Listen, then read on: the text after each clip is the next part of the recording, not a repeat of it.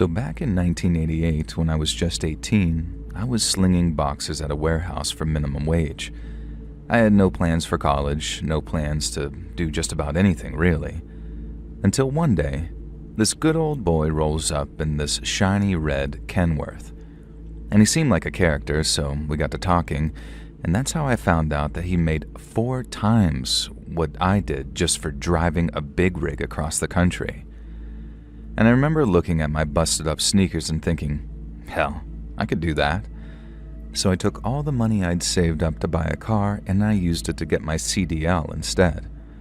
Which, for those of you who don't know, is a commercial driver's license which you need to operate trucks, buses, or anything that transports hazardous materials. And about a month later, I was driving over to my first job interview, and I've been trucking ever since, coming up on damn near 40 years now. And like any job, trucking's got its ups and downs.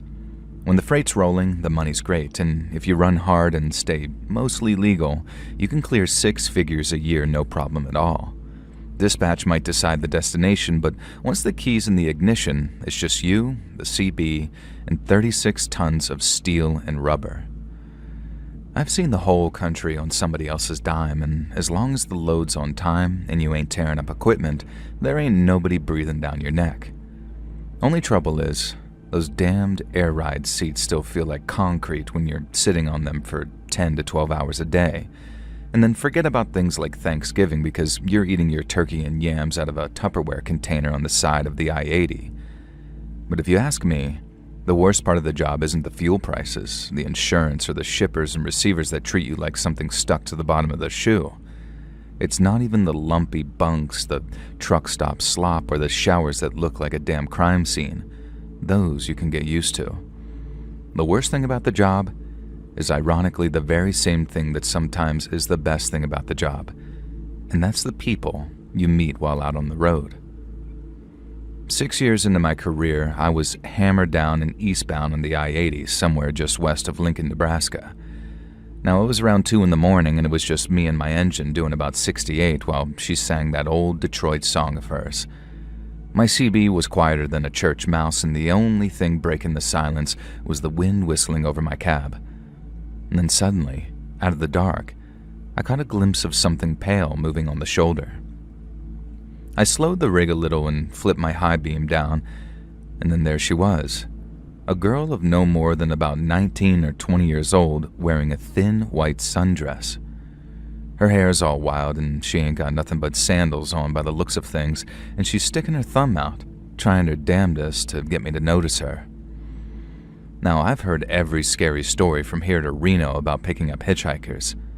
The ones about scamming lot lizards, the ones about nutcases or robbers, even the old vanishing girl spooky story that every trucker must have heard 100 times by now. Usually I'd have just kept on driving. Ain't my circus, ain't my monkey, as they say. But like I said, something about the way she looked had me easing that 389 Peterbilt over onto the shoulder. And I set the parking brakes, hopped out of my cab, and then started walking back slow so I didn't spook her. And when I was close enough, I called out to her, asking if she wanted a ride. And she just nodded, and then came bounding down the shoulder toward me. Now up close, the backpack that she was wearing made her look even younger. I noticed the mascara streaks down her cheeks and the little bruises on her arms like somebody grabbed her a little too hard. And when she got close, she thanked me with a very shaky voice and then walked around the passenger side and helped herself into the cab. Now, after I got us rolling again, the girl stayed silent in the passenger seat for maybe 10 to 15 minutes.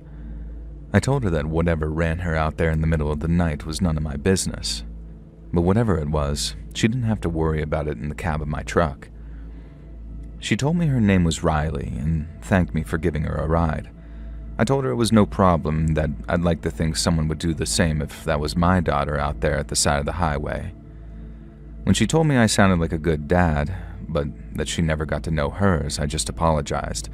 I didn't ask any questions, I just said the world can be a cruel place for good folks, and I was sorry her old man wasn't around for her to know. Now, I didn't know what kind of reaction I was expecting, but I sure as heck didn't expect the girl to laugh. But that's what she did. She suddenly let out this loud burst of hyena's laughter at what was supposed to be a heartfelt consolation. She'd been so quiet that the sudden outburst kind of shocked me a little, and then I stayed shocked when she told me her father was just a sperm donor, her words, not mine, and that he'd done her a favor staying out of her life. Now, I'm no shrinking violet, so I'll admit to letting out a bit of a laugh of my own upon hearing that donor line of hers. I figured that in a get tough or die sort of world, this young lady had simply gotten tough. But there was more to it than that, much more to it. I tried to change the subject away from family and ended up asking her where she was headed and if she was in school. She gave cagey answers to both and then decided to ask some questions of her own. Now, I was open and honest with her, told her where I was headed and what I was hauling. She asked what it was like being a trucker, if I slept in my truck, and if I ever got spooked staying up overnight in some shady truck stop. But then, Riley asked if I was married. It wasn't suggestive at all, just curiosity. But once again, I told her the truth and said that I'd been divorced for coming up on 5 years by that point. I put it down to how young she was, having not learned all her social graces yet. But she did not avoid the topic. Instead, she asked, "Did you love her?" And I nodded but stayed quiet, a hint that it wasn't exactly my favorite topic for small talk, and that's when Riley asked, "Did you hit her?" Now, put it down to some fatherly instinct, but my reaction as that little doozy of a question was way different than if a grown man had asked me that question. I didn't yell, I just simply told her no, and then figured the reason that she asked was because she'd seen her own father do the same thing. Riley replied that I didn't look like the type, and then there was a brief silence before she asked if I had any kids. I said yes, that I still considered myself a father, but the daughter that I shared with my ex-wife passed on about 10 years before when she was just 18. Now, I figured Riley wouldn't exactly treat the subject delicately, but I also figured maybe that was just her way. And so when she asked me, "Did you touch her?" I almost slammed on the brakes.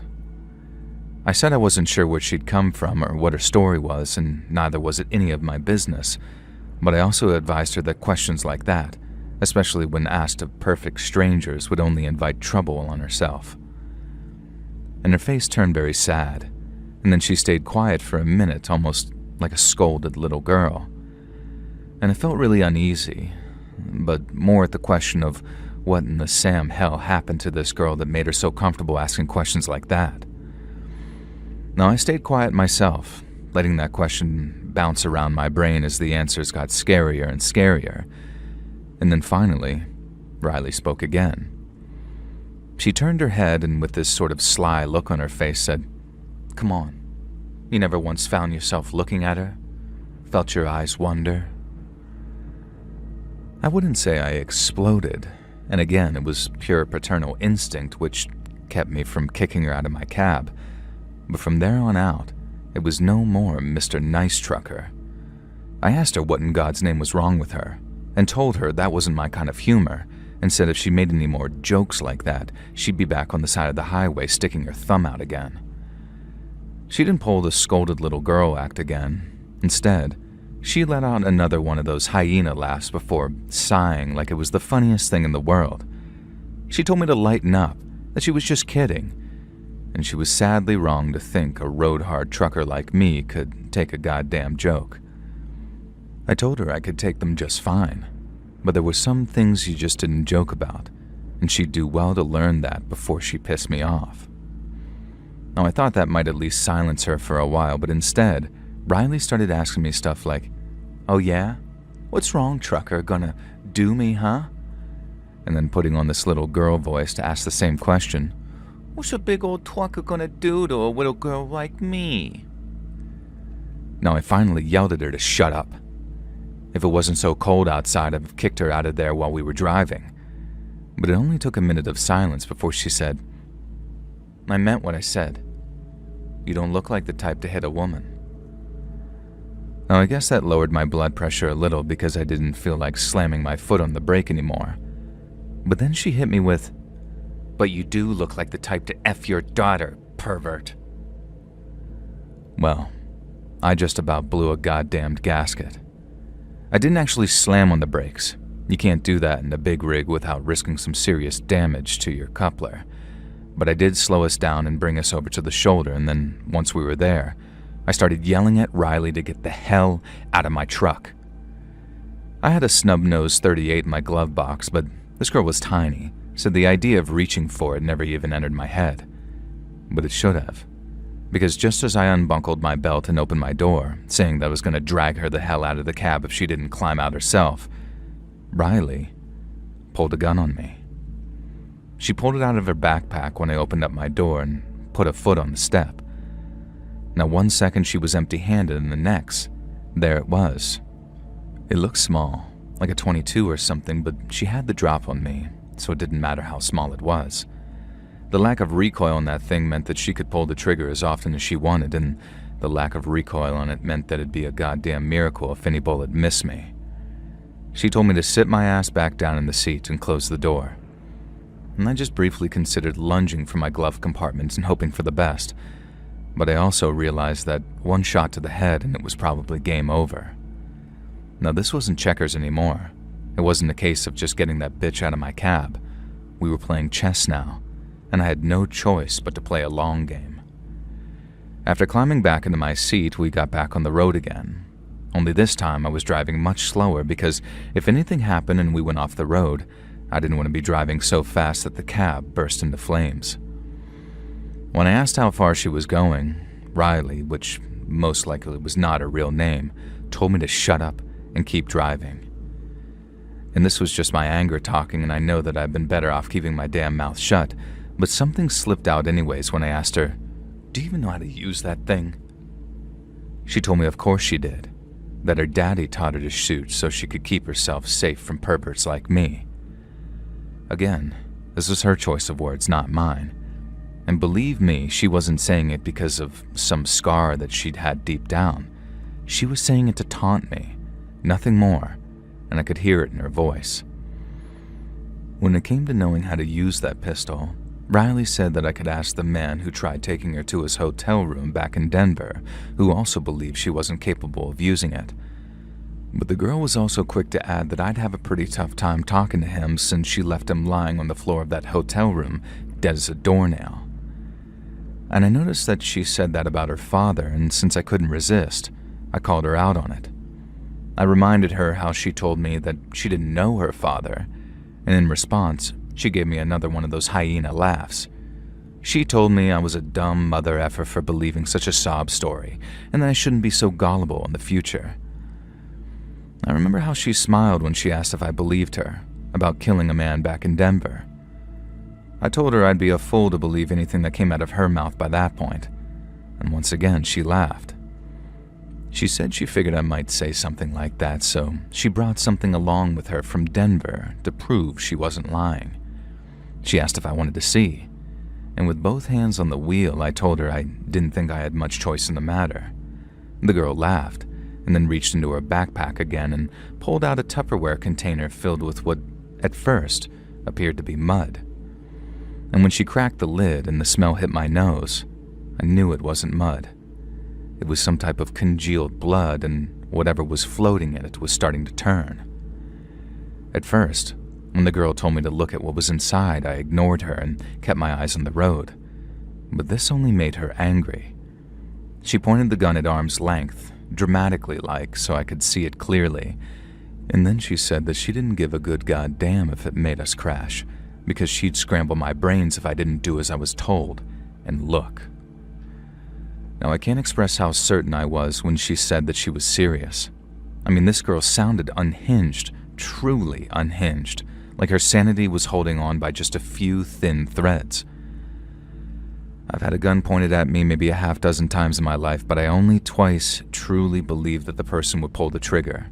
Once, I was being robbed by a meth head that I described as barely human, and the other time was in the cab of my truck with that girl who wasn't named Riley. And so, since I believed wholeheartedly that she was crazy enough to risk her own life by shooting the driver of the big rig she was sitting in, I looked at what was in that container, and when I did, I almost puked. Floating in what looked like dark red jelly were two meatball-sized oval-shaped organs made of a much paler flesh. I knew what they were from the first second I looked at them, and as I stared at them for that brief moment, the smell of them turning hit my nose, and I almost lost my stomach there. I turned my eyes back to the road and kept one hand on the wheel, but I had to cover my mouth and nose with the other as I gagged to keep myself from throwing up. The girl thought that was the funniest thing she'd seen so far, and she cackled like a witch as I coughed and retched. She told me not to worry, because she cut them off of the guy in Denver after he was dead, and not before, so I wouldn't have to worry too much when it happened to me, too. And that was the most terrified I'd ever been in my life, without a shadow of a doubt, and I'm not ashamed to admit it either. I knew that the girl had lied to me once before, and just for kicks, but the evidence of what she'd done was right there in front of my face. At least, I thought it was.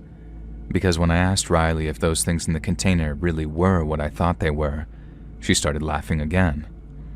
She said they were pig testicles, and I was a coward and an idiot for thinking that they were anything else. I knew better than to say anything by that point, and I just kept on driving.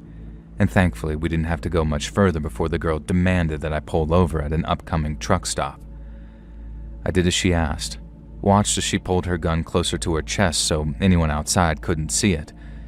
And then before she got out, she gave me some big speech about how she normally killed a man before leaving, so they wouldn't come after her once she got out. But in her mind, I was the exception. She said that she knew I wouldn't come after her, and that I wouldn't try to hurt her either. She figured I had a gun somewhere in the cab, and she was right, but she also knew that I wouldn't use it on a girl who reminded me of the daughter I'd lost. No matter how much I hated her, no matter how much I wanted to make her pay for being such a goddamn demon, she knew I wouldn't take away her chance to live, not without feeling like the same kind of evil that had taken my own daughter away. And the worst thing, she was right.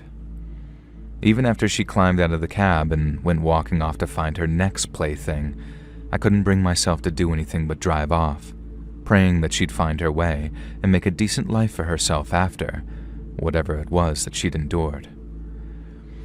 I only came out from under that spell once I was about 30 miles down the highway, and I decided the only thing to do was report her to the cops.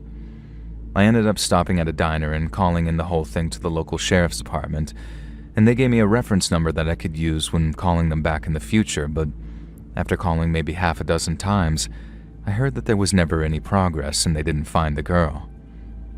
I still hope she found a way to get better. I don't believe anyone is born evil, but a part of me thinks that if that girl pushed her luck a little too far one day, that she might not even be around anymore, let alone getting better.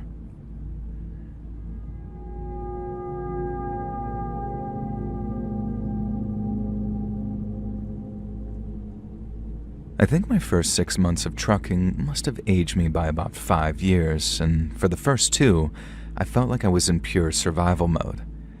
Everything I was taught in CDL school seemed like it was written by someone who sat behind a desk, not a wheel. And no matter how many pamphlets you read or video seminars you watch, nothing prepares you for backing up a 53-foot trailer in a truck stop fuel island at 2 a.m. and with 4 other drivers waiting behind you. I must have burned through 100 gallons of gas just practicing backing up in empty lots, ideally at night too, when nobody could see me sweat. And although I've obviously gotten better over the years, I still get tight in the chest whenever I see a truck parking in rear on a receiver that looks a little too tight. Needless to say, the learning curve was brutal. And in my 3rd week, I forgot to crank my landing gear all the way up, which cost me a damaged trailer and an $800 deductible. And I also learned really quick that the whole 11-hour driving limit isn't a suggestion. I remember I hit 10:59 one night and I thought that I could push for another 45 minutes or so to get home. Maybe 20 minutes later, I literally started seeing the reflectors on the white line start dancing in front of me. I ended up pulling over into a Walmart parking lot where I slept like the dead for 8 hours solid. Long-haul trucking is 20% learning to drive the truck and 80% learning how to live in it. It was a real grind, and then for around 4 or 5 months in, things started to click. I got my sleep schedule down with a 5-hour split and a 6-hour bunk nap that actually worked for me. And then after a while, things like chaining up in the snow or dealing with four-wheelers who think the left lane is their own birthright started to become second nature to me. It was humbling, exhausting, but honestly kind of addicting once I realized that I was actually getting good at something that scared the hell out of you in week 1. And I remember being on one particular run and thinking to myself, yeah, this is the life for me. But it wasn't all sunshines and rainbows, and back in those early days, I made a couple of seriously grave mistakes, and one of them almost cost me my life. And so one morning I'm cruising through Oregon just after crossing the Idaho state line on the 84, and it's one of those gray Pacific Northwest days. I'm in the middle of nowhere, and it's me, my radio, and a flask full of Go Juice.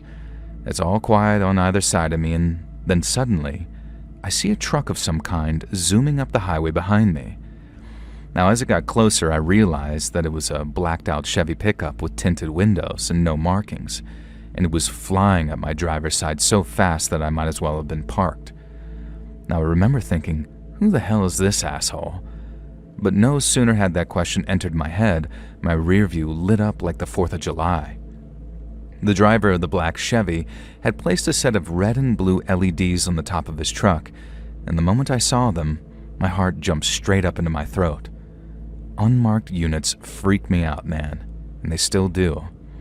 So as those lights are strobing so hard it looks like a damn rave was popping off in my mirrors, I flicked on my four-ways and then slowed as I tried to find a spot that isn't a 6-inch shoulder with a guardrail. After my tires hit the rumble strips, I threw on the parking brakes and then sat there with my hands at 10 and 2 like I was taught. You don't reach for crap when you're getting pulled over in a rig because cops do not like that height difference. Anyway, the truck's driver hops out and he's wearing a full tactical vest and pistol belt. He's got no state police hat, just a badge attached to the same belt as his holster, but I couldn't make out any details on it. And as he came walking up to my driver's side like he owned the highway, I was running every possible thing I could have done wrong in my head. Be it my logbook, my lights, my plates, my overweight, or my IFTA sticker. I rolled my window down slow as the guy got closer, and then stopped, and peeked around my cab for a second before he spoke like he was looking for Escobar hiding in my bunk. Now, I wished him a good evening, even called him officer, and then when he asked for my license, registration, logbook, and medical card, I handed them over. Now, I waited a couple of seconds as he looked them over and then asked who he was with. And without even looking up at me, he just simply replied, "State," and then kept on looking over my stuff. Now, he looked for no more than maybe 10 to 20 seconds, but it felt like much longer. Now, meanwhile, I'm just sitting there with my hands at 10 and 2, hoping he's just going to tell me that I got a faulty taillight or something and then send me on my way. But then instead, he told me to step out of the cab because he wanted to see what was inside my trailer. Now, my stomach just about dropped straight through the frame rail when he said it, not because I was doing anything wrong, but because I was still so terrified of making a mistake and losing the respect of my boss and my fellow truck drivers. And after putting on my high-vis and climbing out of my cab, I walked around to the back with the guy in his black uniform, and he tells me to break the seal and open her up, both doors too, because he wants to, quote, see all the way up the nose. And all the words and terms he used, they made me think that he had a lot of experience, so even though I didn't recognize the badge on his belt and didn't have any name tags or an insignia on his shirt or vest, I just sort of went with it. I pulled my Gerber and cut through the plastic bolt seal, number 78291K, I still remember it, and then dropped it into my pocket like I'd been taught. I swung open the right door first and then the left, making sure to latch them both back. And the whole time the guy was watching me, arms crossed, cold as ice. I wasn't 100% sure what the load was, I just knew that it was written in as sporting goods, but that's not what a cop would have been interested in, not unless they got a tip that we were moving drugs or something. No, instead, I figured he just wanted to check my pallets, make sure that they're floor-loaded, tight, no more than 3 tiers high, etc. Some cops get antsy about voids either, as in like small spaces between your pallets. But this guy didn't strike me as a regular traffic cop, and neither did he seem interested in the spaces between the pallets. I told him my bills were clean, that there was no hazmat inside, and nothing which required temp control either. But he didn't say a single word in reply. Instead, he just kept on checking what I was carrying, until he suddenly started poking his lights between pallets, kicking straps, and checking for false walls. I figured it was useless to ask the guy what he was looking for, so I just sort of stood there watching him as he took one last look in the scuff. And after that, he came walking back toward me before hopping out of the truck and looking like it was something he'd done 1,000 times before. I asked the guy if I was good to close the trailer over again, but I knew that he wouldn't leave just yet because I needed the paperwork to explain why the seal was broken. But then instead of answering my question, he asked if I got the truck's keys on me. I told him no, that they were in the cab, but the guy told me to stay where I was and that I needed to hang tight for him. And it was only then that I started to get frustrated, but I didn't get mad. I just asked him what was going on. But once again, the guy ignored my question, and then he raised 2 fingers to his mouth and blew a loud, ear-piercing whistle. This is the part where I started to get really confused, not to mention nervous too, because the second the guy whistled all loud like that, maybe 12 to 15 of his buddies appeared from the nearby tree line and then came running towards the truck. I panicked, and my first thought was to run for the cab, but as I started to back up away from him, the guy pulled the pistol from his holster and told me not to move. All I could do was freeze at the sight of the gun and raise my hands in this sort of don't shoot me kind of way. I didn't have the right certification to drive long haul with a gun, so I kind of just screwed up either way, so like I said, all I did was freeze up. And the only thing that got me moving again was when the guy told me to get on my knees. And since I really didn't like the idea of that, I told him no, while I just kept on backing up towards my door.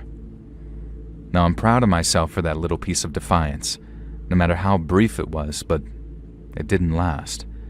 And after the guy cocked that pistol back, had it ready to fire, and gave me the order a second time, it was like my knees involuntarily buckled underneath me.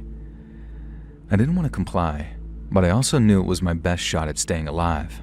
If I ran, I had maybe 20% chance of getting away. But lunge at the guy and try to be a hero, then I was a dead man. So I kneeled, put my hands behind my head like he asked, and then watched as he took a few careful steps towards me and put his pistol right up to my forehead. Now call me dumb all you want. I know I was. But it was only then that things really clicked for me. Not even the biggest a-holes among the state troopers or feds would be dumb enough to put a gun to a man's head, let alone an innocent trucker. Whoever these guys were, they weren't police, and I very much doubted that they worked for the government. Saying that, I couldn't rule it out entirely, not in the moment. And that's what pushed me to ask him, "Who the hell are you guys?" And as you can probably guess, he didn't answer my question. Instead, he did that same thing of asking one of his own. And with that gun pushed right up against my forehead, the guy asked if I was an American. And then when I told him yeah, he told me, not just a citizen, and then asked if I was a real American. I didn't know exactly what he meant by that, because what the hell does a real American even mean? But all the same, I told him I was born and raised in New Jersey, so yes, I was a real American. And there was a moment after that where I was kind of thinking, is this guy from immigration or something? What the hell is this? But then, just from the look on his face, I knew this was almost personal for him. He didn't look at all that satisfied with my answer, and then after asking my name, he asked me, "Are you a Jew?" Now, I'm not Jewish, and although my dad was also born and raised in New Jersey, his parents are both from Turkey, and I inherited some of their darker features. And that actually wasn't the first time that I'd been asked if I was Jewish, but the first time, I just calmly explained that no, my dad was Turkish Muslim. But obviously, given the implication of the guy's question, I knew it was not a good idea to tell him that. And so instead, I thought on my feet and told him my dad was Greek. Greek Christian, too, just because I figured that that was what he wanted to hear. But again, he didn't seem entirely satisfied with that answer.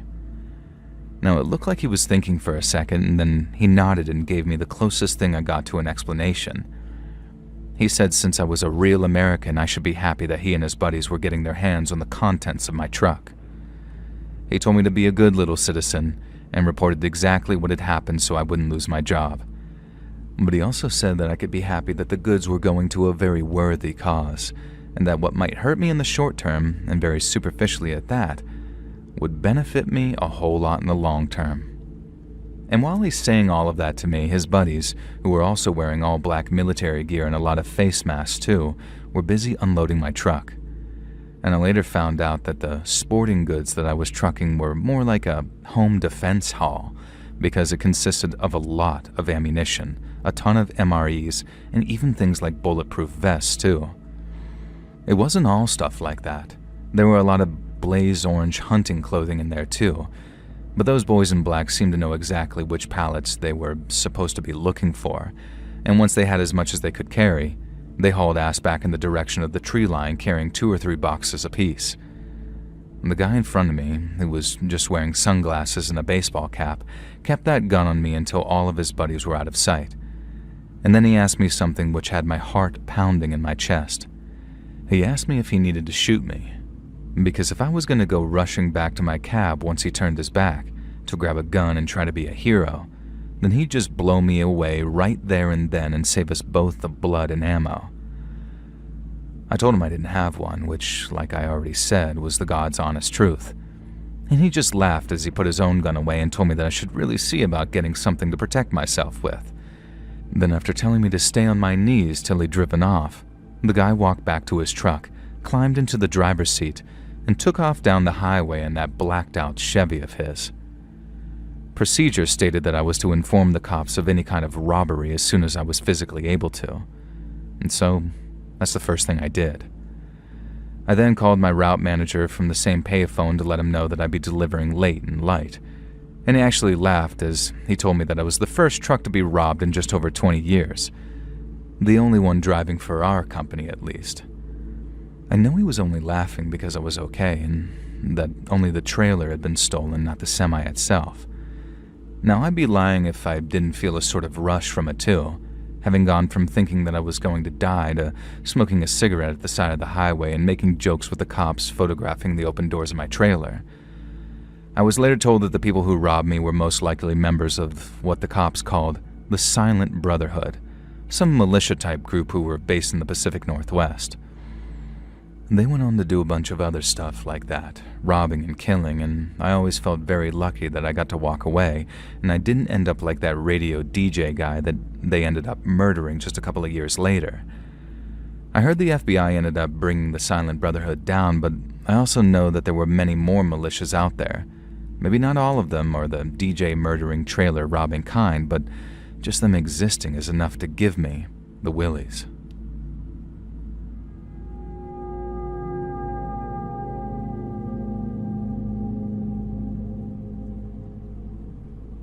In my 25 years as a long-haul trucker, I've been to some incredible places, and I've met some incredible people, too. It never ceases to amaze me how kind, compassionate, and downright wholesome folks can be to one another and to me. But it also never ceases to amaze me just how damned creepy some folks can be, too, and it stands to reason that it's always the ones you least expect. Many years ago, I was driving a big rig through Colorado snowdrifts, and on this leg of the journey, I was somewhere between Denver and Aspen, and it must have been close to 1 o'clock in the morning. Driving an 18-wheeler at night is one thing, but driving through snowy mountains at night is another thing entirely.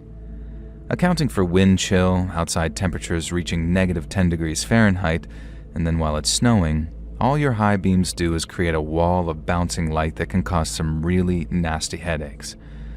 And all your road markings, reflectors, and shoulders just vanish under the drifting snow, and then there are patches of black ice that you don't know are even there till it's way too late to do anything about it. Mirrors turn to useless bricks of snow. Gas gelling can cause a whole bunch of engine problems, then hit the brakes in the wrong way, and you can jackknife an 80,000-pound piece of hardware.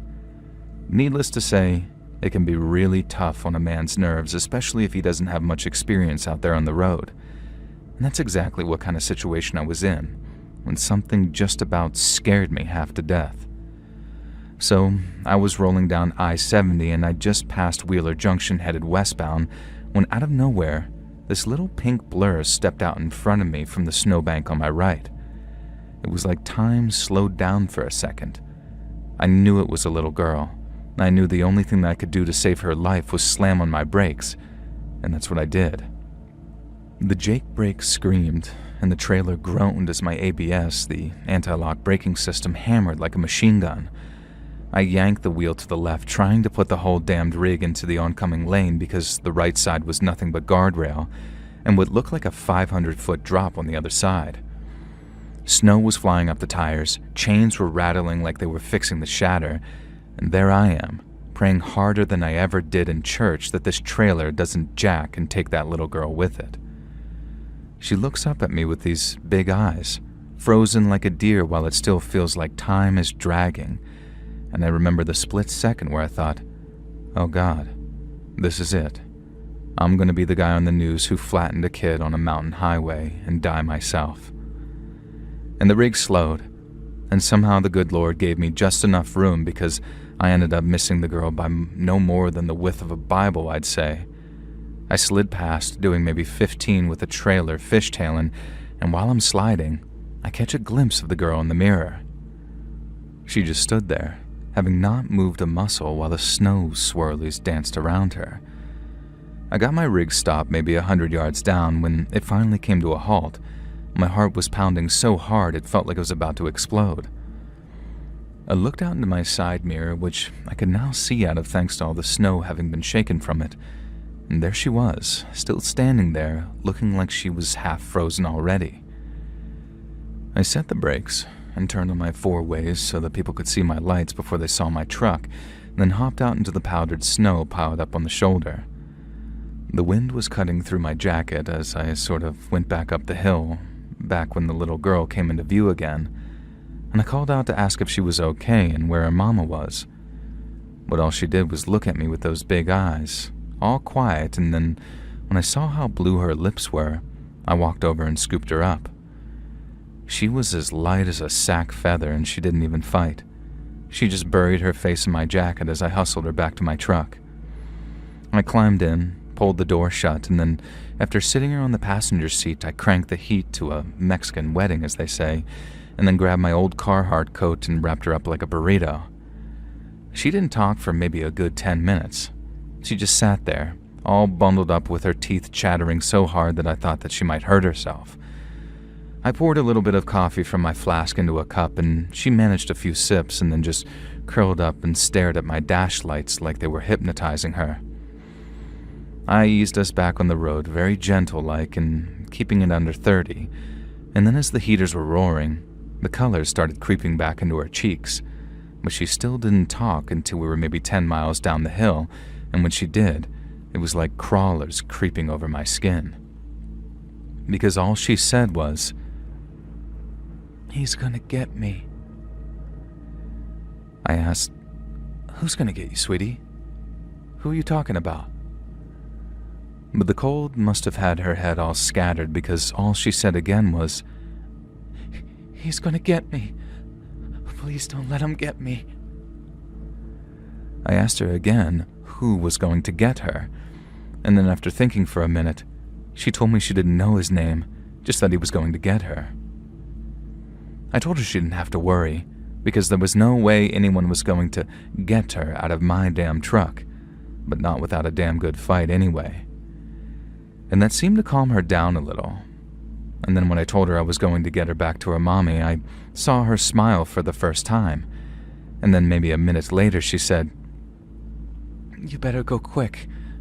The man who's going to get me can run really fast." I told her not as fast as my truck, thinking it would reassure her, but she responded right away with, "Nah, he can run even faster than a truck." I told her I doubted that very much and that she didn't need to worry. That didn't seem to satisfy her, but she stayed quiet as she screwed up her face like she was thinking something that she didn't know how to put into words. And a few minutes later, after realizing that I hadn't asked her yet, I asked the girl if she knew where she lived. She said she was from some place near Denver, some kind of suburb, but I can't remember the name. And then when I asked how she ended up in the snow, she explained that she escaped from the man who was keeping her. And it was like talking about him jogged her memory because she immediately began telling me to drive faster because if I didn't, the man who'd kept her was going to catch up to us. Now once again, I'm telling her, that's not going to happen, kiddo. Ain't nobody driving this thing off the road. But she shook her head and told me, he doesn't need to drive faster. He can fly. And at first, hearing her say that just kind of made me sad. Some sick monster had obviously tried to scare her into obedience by telling her all sorts of crap about him being able to run really fast or even fly. But then, as I wondered what kind of freak would do something like that, just picturing some creep running as fast as my truck or flying through the night sky before landing on my cab, it just about creeped the hell out of me. And I'd be lying if I said that it didn't make me want to drive a little faster, even though I knew damn well that what she was saying was impossible. Now, it didn't help that I asked her if she would tell me anything about the man who'd taken her. And we'd already established that she'd been taken from the parking lot of a grocery store because she mentioned something about shopping with Mommy, and then the next thing that the man was holding her hand and telling her that they were going to find her mom. Obviously, that was a lie because she hadn't seen her mom since.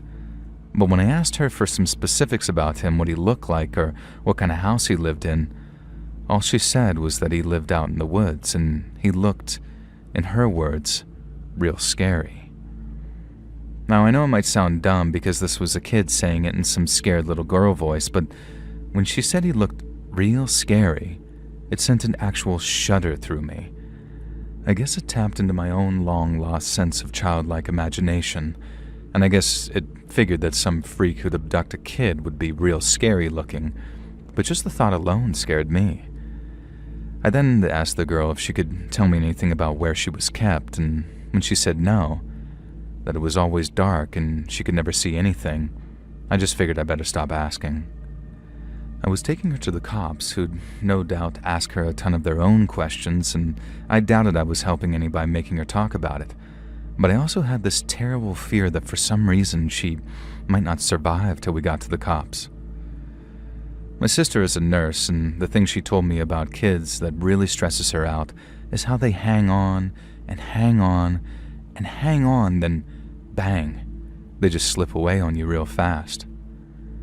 The girl was talking, and she looked way better than she did out on the highway, but there was a part of me that thought, what if she doesn't make it?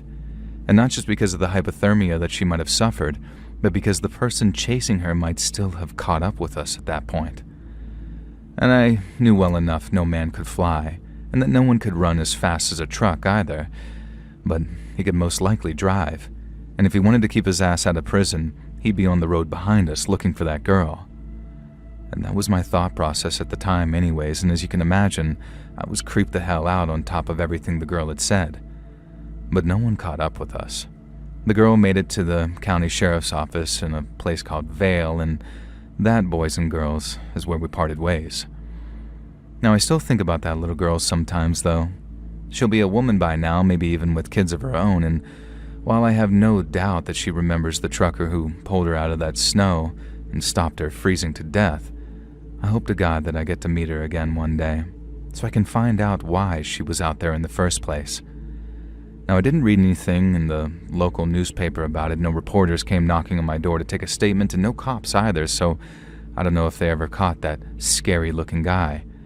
I'm just hoping that that little girl is reunited with her mama, and that she grew up to be happy in spite of whatever she'd endured.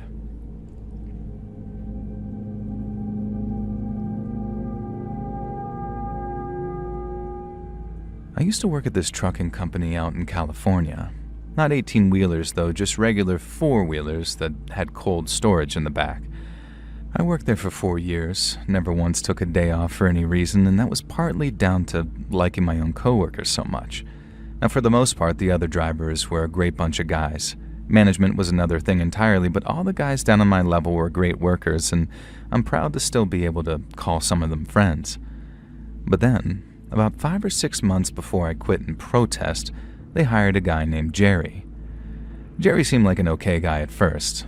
A little quiet maybe, but he delivered on time and he didn't have any problems with anybody.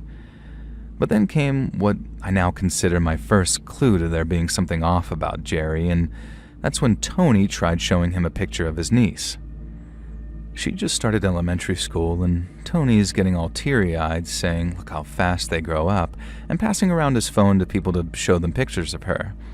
But when he tries showing Jerry, Jerry just gives him this icy cold, no thank you, and then just carries on with his business. Now Tony was really offended actually, and he was joking when he said, it's that asshole's problem. But the more I thought about it, the more it bothered me. Even the guys who clearly didn't give a crap about Tony's niece at least took a look and said something like, she's cute, I'm happy for you. But there was Jerry acting all awkward like we were trying to show him a booby magazine or something. And like I said, I guess that was my first real clue right there. Everyone else figured that that was just him. Quiet, verging on antisocial Jerry. And after a couple of months, it just drifted into the background and slipped from my mind. It only came back a few months later when I was driving back to the depot that I spotted one of our trucks parked near an elementary school, just not in the parking lot. I slowed a little, hoping to spot one of my coworkers so I could honk my horn at them, but when I didn't honk. It was Jerry. And that's when I realized why his truck wasn't in the parking lot. He wasn't making a delivery. He was just standing there, watching the kids play in the yard. Now I'm thinking, what is he doing? But I didn't stop, not that first time. I figured he probably had a kid at that school, or that maybe he just delivered there and was taking a smoke break or something. But like I said, the truck wasn't in the school's lot, and I didn't remember Jerry ever smoking back at the depot. Now, this was weird, but I wasn't Jerry's boss. And I'm also not so much of an a-hole that I'd try and act like Jerry's boss. And if he wanted to goof off or do some family stuff on company time, that was his problem, not mine, and I didn't mention it to him either. But then, not even a week later, I spotted him doing the exact same thing on my day off. I was driving by the exact same school when I spotted one of our trucks in the exact same place that had been the previous week. It was like deja vu. The school, the truck, and then Jerry, right there in the same spot. That time, I had a sort of double moment of what the F, because what was he doing there a second time? But then as I slowed and watched him in my side mirror, I could have sworn that he was holding his phone up against his chest, in a way a person might do if they were secretly recording. Now, I guess I am kind of an a-hole to risk ruining a working relationship over a suspicion as weird as that.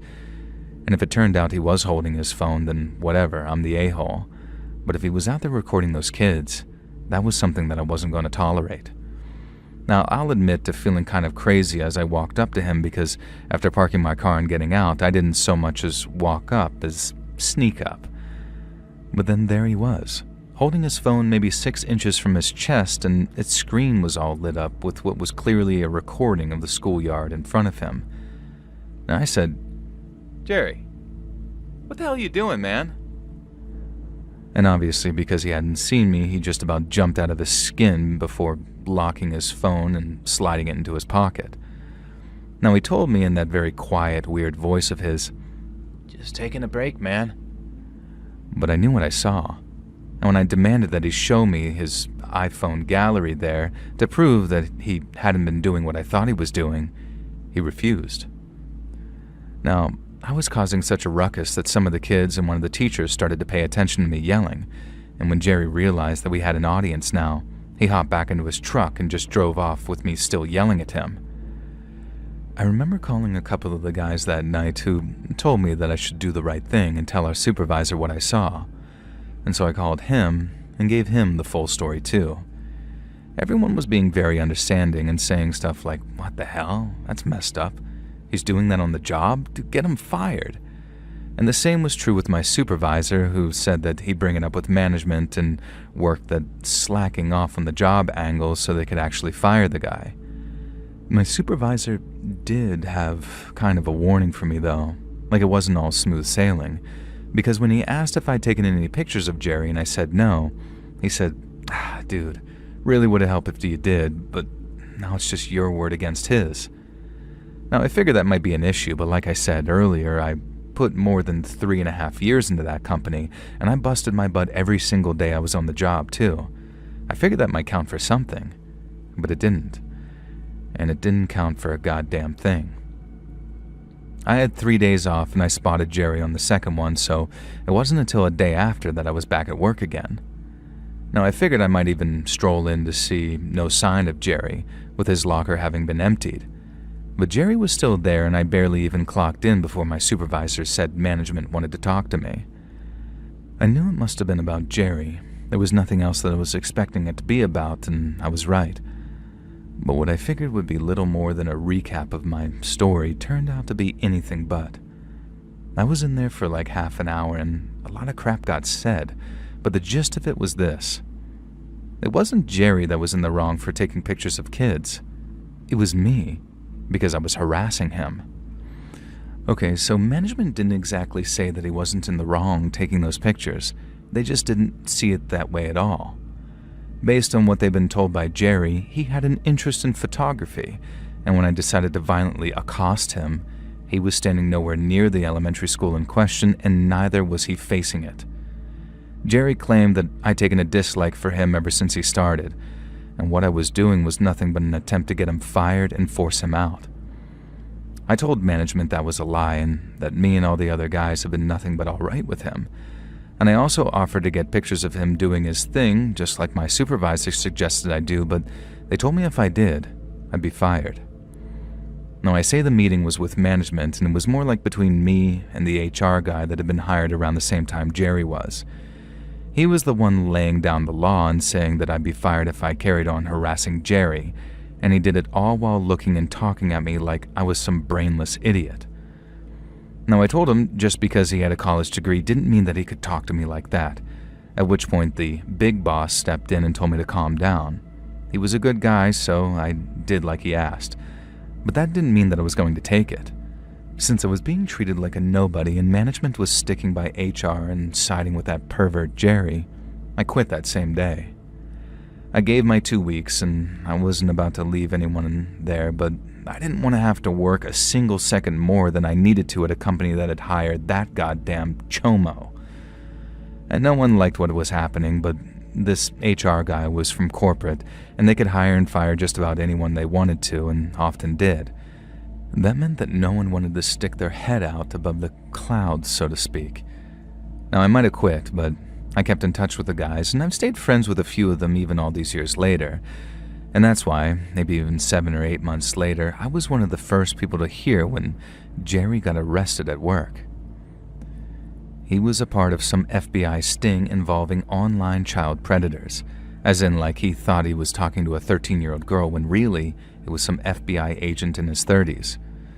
And well, when I found that out, I drove straight over to that old job and almost got myself arrested when I demanded to talk to the HR guy that almost fired me for pointing out who Jerry really was. I know that was a jerk move, and I ended up apologizing to my old boss on the phone later that evening. Boy, was I fuming. And I'm actually glad that the HR guy wasn't there that day and that I didn't catch him going to his car, because I really would have ended up in jail for beating his ass. Now, the guy never showed up for work again either. My old buddy said that he quit the same day the cops showed up at work to arrest Jerry, and even though he left stuff on his desk and he didn't pick up his phone whenever they tried to call.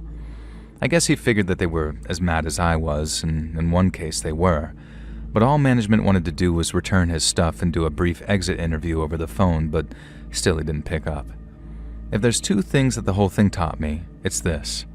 Always trust your gut, and HR people are a pain in the goddamn neck. Hey friends, thanks for listening. Click that notification bell to be alerted of all future narrations.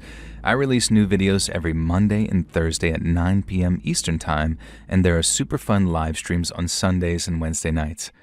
If you got a story, be sure to submit them over at my email, letsreadsubmissions@gmail.com, and you might even hear your story featured in the next video. And if you want to support me even more, grab early access to all future narrations and bonus content over on Patreon, or click that big join button to hear about the extra perks for members of the channel. And check out the Let's Read podcast, where you can hear all of these stories in big compilations located anywhere you listen to podcasts. I also have a true crime channel called Saturn Soul. Check it out, all links in the description below. Thanks so much, friends. And remember, Merry Christmas.